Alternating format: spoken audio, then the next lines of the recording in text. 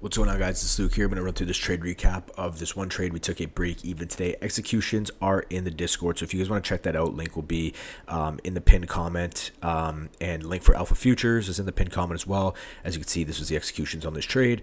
But yeah, join in. We're going to be doing some trading in VC tomorrow, so pull up for that. But basically, coming into market open, we had draws higher. I eventually said, look, I wanted to see draws higher. I wanted to see price go higher, take out London and Asia, which it looks like it's about to do right now. But that was kind of my main idea. I don't know if we're going to manipulate lower or just show continuations off of market open. So if we look at market open, price had this initial push to the upside. Where was market open? One sec. Price had this initial wick to the upside.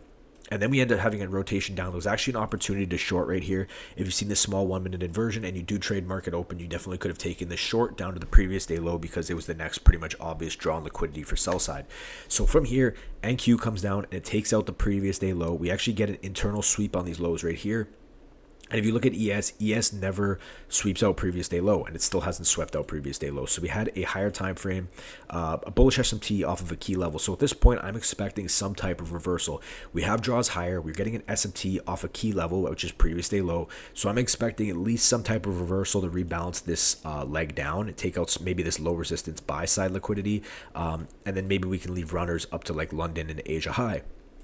So from here, I was looking for an inverse to enter this trade off of. Again, when we have 10 a.m. news, which we had jolts today at 10 a.m., I like to take trades soon after market open, look for something clean. And if we don't catch anything clean by like 9:50 or so, 9:45, then I usually wait for 10 a.m. news. So this setup, we ended up getting in pretty early, like around 9:35 or something like that. So basically, we end up looking for an inversion. We don't really see anything unless we get to the 2 minute. So on the 2 minute, we have this bearish fair value gap right here, and we get this 2 minute inversion right here.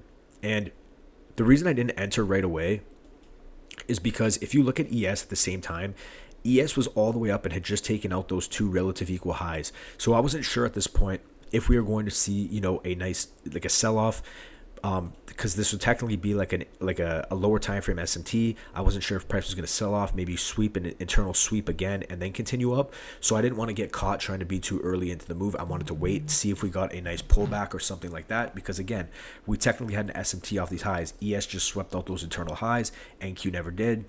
Yes, we got the inversion. We did sweep off previous day low. We had a higher time from S&T, but I wasn't sure if maybe we were going to see one more manipulation down, or just maybe just one deep pullback down and then continue up. So I wanted to kind of wait for a little more confirmation. So I actually waited, and we ended up getting like a 30-second CISD. So I ended up getting in. My entry wasn't until it was around 6:07.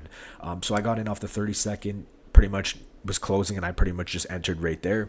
Again, I could have gotten a nice entry. Like if you did get in off the 2 minute close, or you got it in on the retrace, you would have gotten a much better entry. But again, I'm not too concerned about this, because at the end of the day, like, it was a difference of like 5 to 10 points. You know what I mean? Like, it really wasn't that crazy of a, you know what I mean? I didn't miss out on that much. So anyway, our first clear draw is going to be these relative equal highs right here. So I'll mark those out right there. So as soon as we take those highs out, we get in this trade and we're immediately in profit. We pretty much see no drawdown. We just move up with displacement. We're pushing up strong, and we take out these internal highs. And you definitely could have taken profit here. But for me at this point, let's go right to here. For me at this point, I know we're heading into news. I know we have draws higher. And the reason why I wanted to hold, again, you could have definitely taken profits at this point and walked away.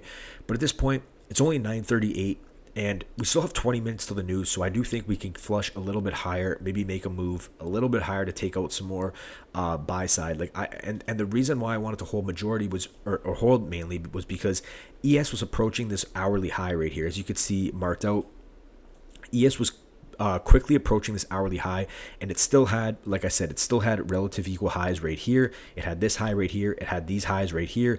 It still had buy side. So I wasn't sure if the momentum was just going to continue up. Maybe we'd see a brief little pullback and continue up, but I still had faith that ES was going to continue displacing higher. That's just what I felt like was going to happen. So I was willing to move my stops to break even and let this trade run. And then my idea was to take profit when ES took out this hourly high right there, because again, it was approaching it quick, and it had a lot of liquidity bleeding into that high that I figured that it could take out. So I just held this, and then we get this huge dump to the downside, and we end up getting taken out break even. again, we would have, even if we had a little bit of a better entry, we probably still would have gotten ticked out there, unless you got a really, really good entry around like 594, 595. You pretty much got taken out break even, especially if you took the 2-minute close, you would have gotten taken out break even. So unless you took profits at those highs. So that was it for the trade, guys. Again, we had an S&T off of previous day low. We got a 2-minute inversion. I waited for a bit more confirmation.